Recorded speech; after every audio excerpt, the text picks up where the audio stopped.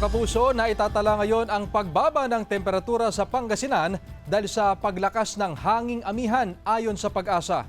Makibalita tayo live kay Jasmine Gabriel Galban. Jasmine? Chris, kasabay ng pagbaba ng temperatura ang panawagan ng Department of Health sa publiko na palakasin ang resistensya para makaiwas sa mga sakit na karaniwang nakukuha tuwing malamig ang panahon. Asahan ng mas malamig na temperatura simula ngayong araw hanggang sa mga susunod na linggo dahil sa paglakas ng hanging amihan ayon sa Pag-asa.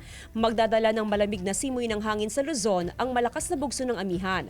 Sa Pangasinan, posibleng bumagsak sa 20 degrees Celsius o mas mababa pa ang forecast na minimum temperature at posibleng tumagal hanggang Pebrero. Meron pa yung ilang araw pa hanggang sa second week ng February para bakan natin ng pagbaba ng temperatura natin. Dahil sa malamig na temperatura, maingat ang ilang dagopenyo para makaiwas sa mga sakit na karaniwang itatala sa ganitong panahon. Gaya ni Jennifer, minsan daw ay hindi na sila gumagamit ng electric fan sa gabi. Magsusuot ng jacket, saka pajama. Oo, Yun lang. Opo, kasi malamig. Hindi ka makatulog kasi pag malamig eh.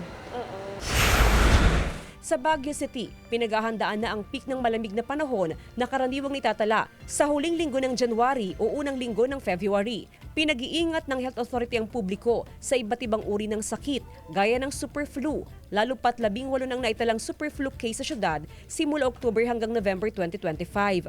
At dahil sa malamig na panahon, posibleng madagdagan pa ang kaso ng super flu sa syudad. Let's not put our guards down kasi papunta pa lang tayo sa malamig na panahon.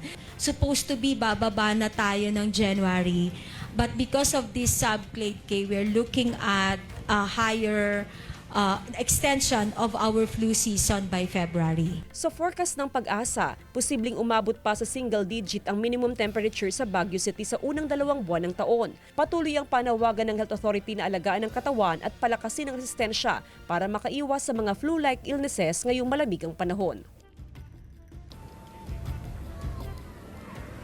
Chris, sa monitoring ng Pag-asa, karaniwang nitatala ang 22 hanggang 24 degrees Celsius na minimum temperature sa lungsod ng Dagupan. Karaniwan, Chris, na nitatala ang malamig na temperatura sa madaling araw. Samantala, Chris, update naman tayo sa Bagyong Ada.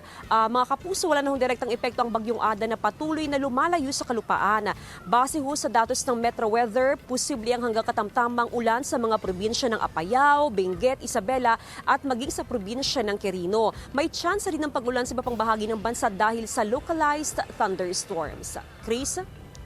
Maraming salamat, Jasmine Gabriel Galban.